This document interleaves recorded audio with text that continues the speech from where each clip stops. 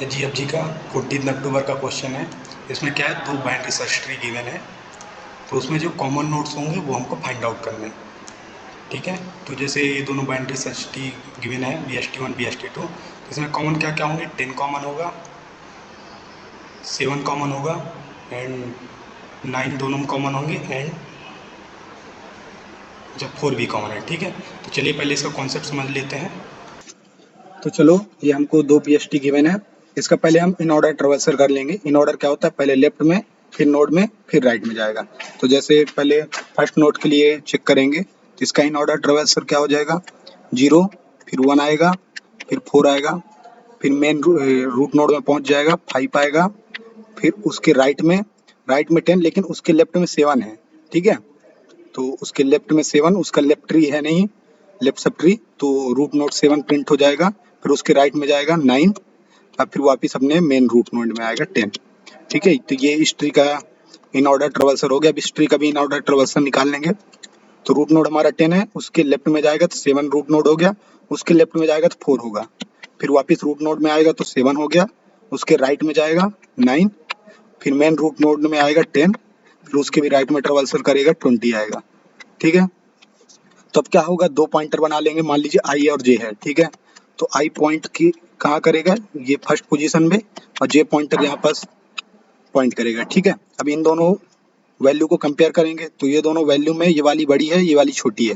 तो अब क्या करेंगे, आई पॉइंटर को एक पॉइंट से इंक्रीज कर देंगे। तो अब आई पॉइंटर क्या होगा, आई पॉइंटर अब जो है इस पॉइंट को जो है पॉइंट करने लग जाएगा 1। फिर वापस इन दोनों कंपेयर करेंगे, ये अभी भी छोटा है। ठीक है, तो वापस से इस पॉइंटर को इंक्रीज कर देंगे, क्योंकि ये BST है तो ये तो बड़ा है ही, तो इसको इंक्रीज करते जाएंगे ताकि उस पॉइंट पे पहुंच सके। अब आई पॉइंटर किसको पॉइंट करेगा, 4 को करेगा।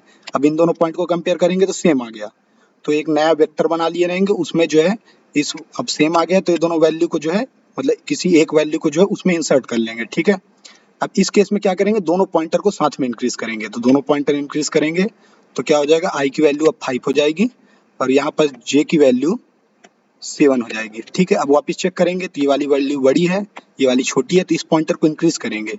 ठीक है, तो अब वापस से आई की वैल्यू क्या हो जाएगी, 7 हो जाएगी। ठीक है, वापस इन दोनों को चेक करेंगे, ये दोनों सेम है, तो जो मान लीजिए इस पॉइंट को जो है, इसको जो हम जो वेक्टर बनाए थे आंसर वेक्टर, उसमें जो इंसर्ट कर देंगे। ठीक है, अब सेम हो गया, तो इस केस में क्या करना है, दोनों पॉइंटर को साथ में इंक्रीज करना है। आई इक्वल टू 9 हो जाएगा एंड जे इक्वल टू 9 हो जाएगा।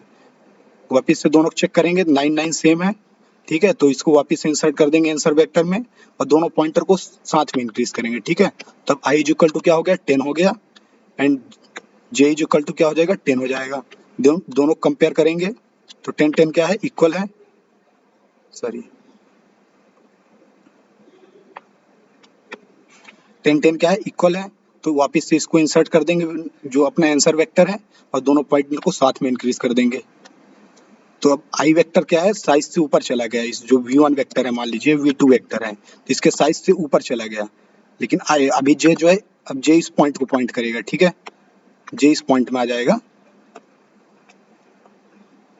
लेकिन अपना आई वेक्टर जो है साइज से ज्यादा हो गया, तो उस केस में जो है हमको अब उसके बाद से नहीं देखना है। ठीक है, तो यहाँ पास हमारा जो आंसर वेक्टर अपन को रिटर्न कर देना, मतलब फंक्शन से बाहर आ जाना है। जो फॉर लूप या फिर वाइल लूप लगाएंगे उससे बाहर आ जाना है, और फिर जो वापस जो नया वेक्टर मान लीजिए आंसर वेक्टर है, तो उसमें जो वैल्यू आएगी क्या क्या आ रही होगी, 4 इंसर्ट होगी, 7 इंसर्ट होगी, 9 होगी, 10 होगी। मतलब इस केस में 4 इक्वल है, इस केस में 7 इक्वल है, 9 इक्वल है एंड 10 इक्वल है, तो इसमें स्टोर हो जाएगी, इसको रिटर्न कर देंगे अपन। ठीक है, बस यही था। चलिए इसको कोड्स करके देखते हैं। तो पहले अपन क्या कर लेते हैं, इसका इन ऑर्डर ट्रेवल्सन निकाल लेंगे बाई BST का। ठीक है, तो उसका रिटर्न टाइप क्या रहेगा, वाइट, क्योंकि जो अपना हम वेक्टर बनाए रहेंगे उसमें स्टोर कर देंगे अपने आउटपुट को, और वो प्रीवियस फंक्शन में जो है नेग्लेक्ट मतलब शो होगा। ठीक है, तो अब देखिए बना लेते हैं इसको, वाइट इन ऑर्डर। तो इसमें क्या आएगा, एक रूट वैल्यू आएगी, रूट नोड आएगी,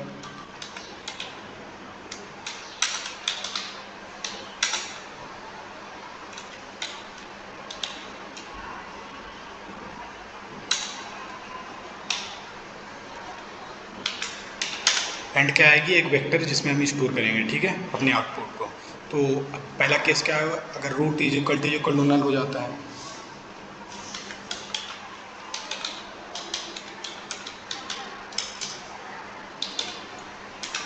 तो उस केस में हम सिंपली क्या कर देंगे, रिटर्न कर देंगे एंड। अब इन ऑर्डर क्या होता है, पहले लेफ्ट सब ट्री के लिए कॉल करेंगे, फिर मेन रूट नोड को उसको पुश कर मतलब उसमें जो पुश बैक कर देंगे एंड राइट नोड के लिए राइट सब ट्री के लिए जो है इसको कॉल करेंगे। क्या हो जाएगा, पहले लेफ्ट सब ट्री के लिए, तो उसके लिए क्या हो जाएगा, इन ऑर्डर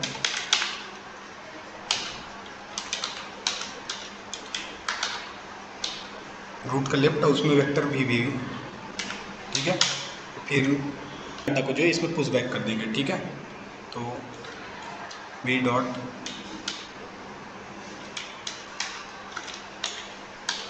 पुश बैक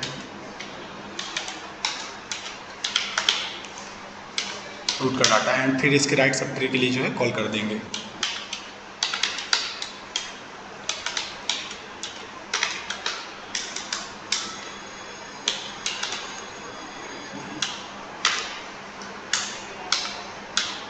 ठीक है, ये हमारा हो गया इन ऑर्डर ट्रेवल्सल, मतलब दोनों BST के लिए हम इन ऑर्डर ट्रेवल्सल पहले निकाल के जो है उसमें किसी V1 V2 वेक्टर में जो है असाइन कर देंगे पहले उसकी वैल्यूज़, फिर उससे हम कंपेयर करेंगे कि कॉमन नोड है कि नहीं है, ठीक है।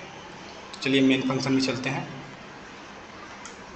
अपन ने वेक्टर का टाइप डिफाइन नहीं किया, वो भी टाइप डिफाइन करना पड़ेगा। जैसे इस केस में हमारा जो रूट नोड की वैल्यू होंगी इंट टाइप की होंगी, तो इंट टाइप डिफाइन कर लेते हैं इंट। और वापस से यहाँ चलते हैं, तो दो रूट्स हैं, ठीक है। तो दोनों रूट के लिए मतलब एक एक वेक्टर बना लेते हैं, मान लीजिए। तो क्या हो जाएगा, वेक्टर इसकी टाइप होगी इंट एंड पहला वेक्टर मान लीजिए V1 है, ठीक है। तो इसके लिए इन ऑर्डर ट्रांसफर को कॉल करेंगे रूट 1 के लिए, ठीक है। तो उसके लिए क्या हो जाएगा, इन ऑर्डर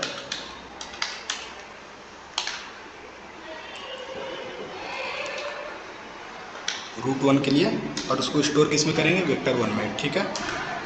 सेम करेंगे रूट 2 के लिए, तो उसके लिए भी एक नया वेक्टर बना लेते हैं,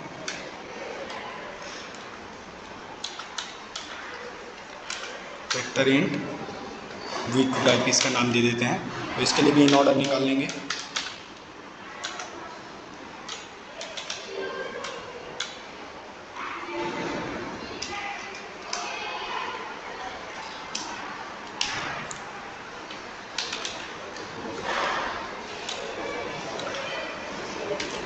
ठीक है। ये तो हो गए इन ऑर्डर, दोनों के इन ऑर्डर जो है V1 V2 में जो स्टोर हो जाएंगे। आप एक आंसर वेक्टर बनाते हैं जिसमें हमारा फाइनल आउटपुट जो है उसमें जो है पुश बैक करते जाएंगे, ठीक है। तो वो भी वेक्टर टाइप ही रहेगा,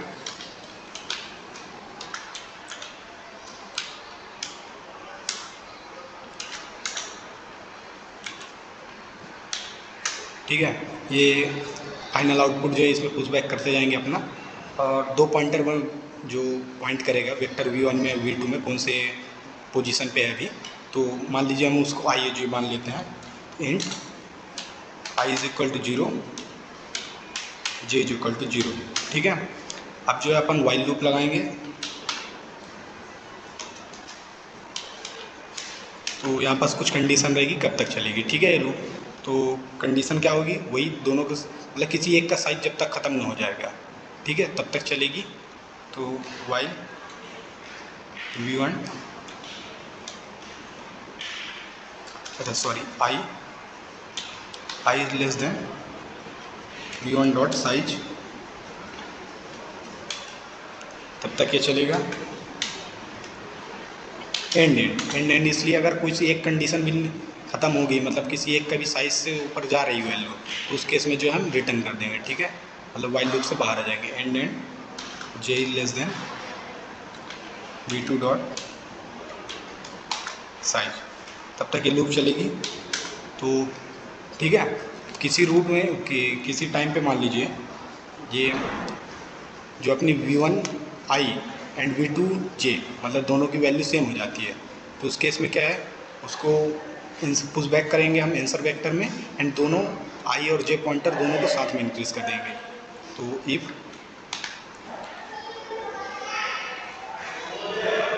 V1 i is equal to V2 j, ठीक है।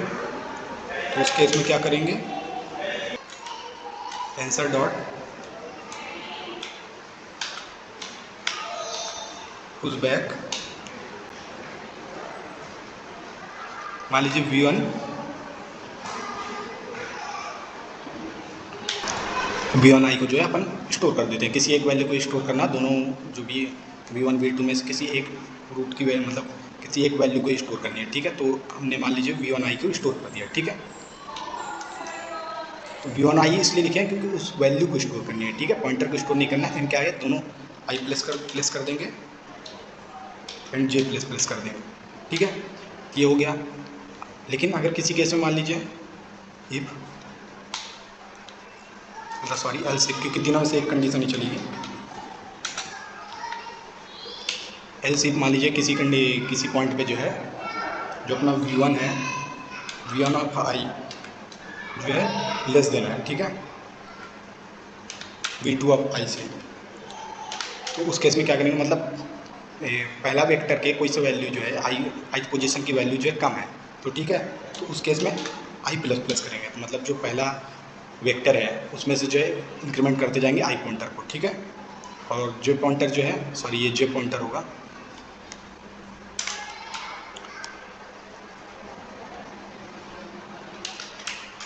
एल्स, तो अगर दूसरे का, अगर ये बड़ा हुआ ये छोटा हुआ, तो उस केस में क्या है, जे पॉइंटर को इंक्रीज करेंगे, ठीक है।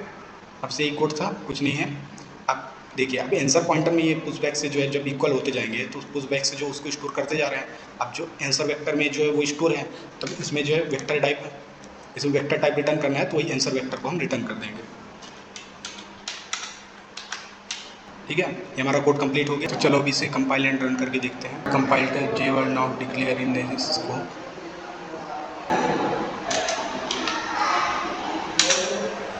अभी इसे कंपाइल रन करके देखते हैं।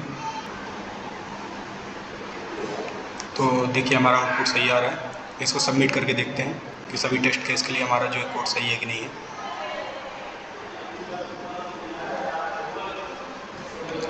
देखिए हमारे सभी टेस्ट केस के लिए हमारा ये कोड जो है सही है, पास हो गया। Thank you.